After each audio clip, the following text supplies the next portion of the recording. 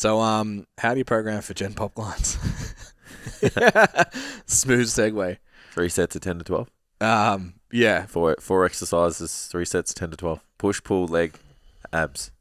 So we've talked about, obviously, a lot of our success was being able to start at optimal. I know it's optimal. Yeah. Start at what would be the perfect program for someone who wanted to change their body composition or get stronger, and then step down to the point that you meet the client where they're at. Yeah. And not go the other way. Obviously, it's probably client dependent most of the time.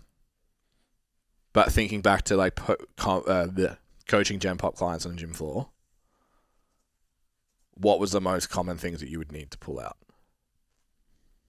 Probably just the overall work.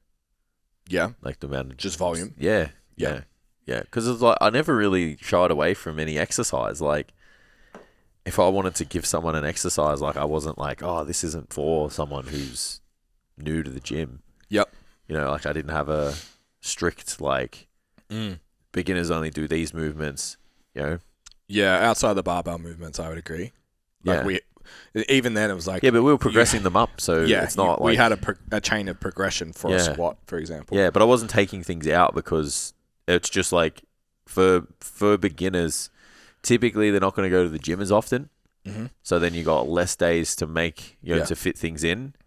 So then you've got to prioritize the bang for buck movements, like what is going to give that person the best progress for their goal. Yep. And that list of priorities is going to be a little bit different from person to person. Yep. And then you just got to make sure that they get the work, like enough effective work in, within the time frame. So how much did you consider secondary benefits? So when you were saying that, I was like, the old adage was like you used compound movements, not too complex that they don't have the skill. Yeah. But as complex as possible to use as much muscle as possible. Absolutely. As much load as possible. That was a big consideration. But then the chat we just had in Fit was like, is it better to put the Gen Pop client on the seated cable row or on the bent over barbell row? But we were talking in terms of fatigue, so it's like, well, the fatigue's not really going to be a problem because they're going to train hard enough or enough. Yeah, but they're not in a position where that's a factor yet. Yeah. So they're not in a position where that is an influencing factor, where like if you're an advanced trainee, like those things that we were talking about in the other podcasts are actually influencing factors on your progress. Tune in Wednesday morning, STC. That's it. We're not going to talk about it here. Barbells are better. Yeah. Okay, so... But yeah, to answer your question, I absolutely did look at things through the lens of like, if more joints are moving in the exercise itself under load, that is going to be the most effective thing for somebody who's frequency limited and time limited. And most beginners have both of those things. Why? Because the more involvement of the more joints that move in the session, the more muscle engagement over the session. And it's more, like basically bang for buck. We'll just use that as the theory. Yep. So yeah, like that's... And you're not in a position where you're going to be fatigue compromised because they're A, not strong enough, B, not trained enough. And to be real, like at that time, like I wasn't aware of that shit. Yeah. You know what I mean? So even then it was just like, I had no idea that those things that existed and they were affecting performance. So I was just like, if I can get more movement done in the session or more engagement in the session, that's going to be more effective for that person in the long run. Yeah. And then there'll be, as the session goes on, obviously they're going to get tired. So then we're going to move to just like single muscle group, single jointed exercises because they're easier to perform. Yeah. I feel like there's also a consideration for a lot of Gen Pop coaching is feeling based. So slightly more complexity in the movement, more joints, more coordination, demand, more movement, demand, arguably joint range of motion potentially. Challenging all of those things is going to make the person a better functioning human outside the gym as well. So if you feel better. Yeah, absolutely. And then like their buy-in is going to be a lot greater when they feel like they're working harder. Your perception of effort's another one, right? But it almost works the other way though. When you're a beginner, because it's better. They're gonna go. Yeah, because like it's hard. Let's say like you put them on a leg press and a leg extension, right?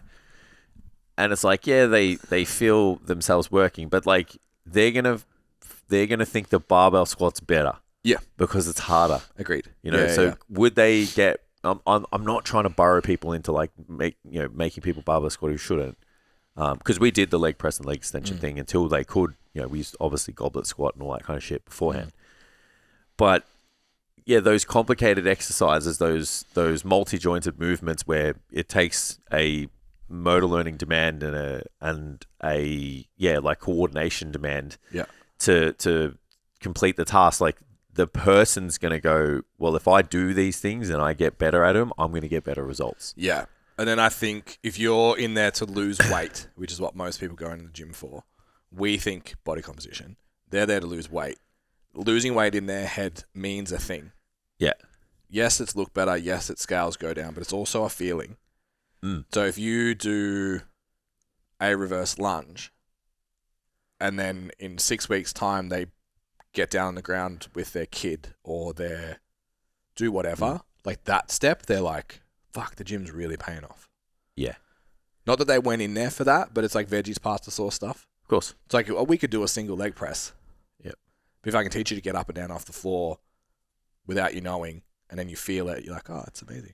Yeah. I remember it was an elderly client. They both came in like so over the top excited. Now, like, Howard put his shoes on unassisted today, and he put his seatbelt on unassisted, and he head checked unassisted. Yeah. And it was like, we lost 100 centimeters off this guy. Yeah, yeah. And that was the one that he came in and was just like, mate, this is fucking unreal. Yeah. So it's changed his day to day. Yeah.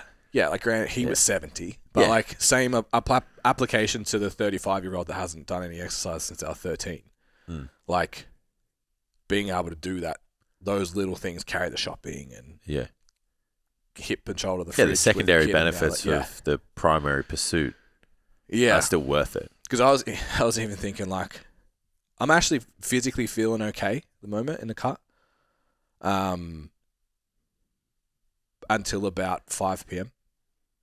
And then I'm just a sack of shit. So I'm a sack of shit about 4 hours earlier. I wake up like a sack of shit sometimes. But just like, walked into the toilet the other day and I was like, I feel light. I feel bouncy. Yeah, okay. Like I just feel... Yeah, nice. When I'm well stimmed. Maybe you get that at 83 kilos because you don't get that at 87 right now. I didn't have it at 87. Maybe it was the fucking 6 minutes of running I did last week. I've got 4 kilos to go. Yeah. And then I feel bouncy. But it's just like I haven't had a pop in my step like that for a long time. Yeah. And it's from steps, from cardio, from being lighter, moving more and shit. Healthy, yeah. All of that. Eating really well, even just like micronutrient wise. Because I'm like so fucked. I'm like, I need everything. There's no real shit food going in. I'm really prioritizing sleep. Like all of those boxes have been ticked. And I'm just like, when I've had 2 coffees in the morning, am I hungry yet? I'm like, I feel good. Yeah. Just what it's like for a Gen Pop client to feel that. Yeah. Yeah. I wonder if they have that much awareness at the start. Probably not this. It would they'd just be like, I feel better. Yeah, there would be that, but like you said before, excuse me, there would be that moment where I don't think they would have enough awareness to feel, but there would be a moment when they do something where they notice that they couldn't do it. Yeah. Walked up the stairs without holding the rail or, you know, walked up the incline of Spring Street in the city, you know, in the morning for work and they're just like, oh, I did that without stopping today. Yeah. You know, there would just be those little day-to-day things that, you know, they see differences in. They're like, this is working. Yeah. Yeah. How do we get there? I don't know. Yeah. Yeah. How do you program? How do you program?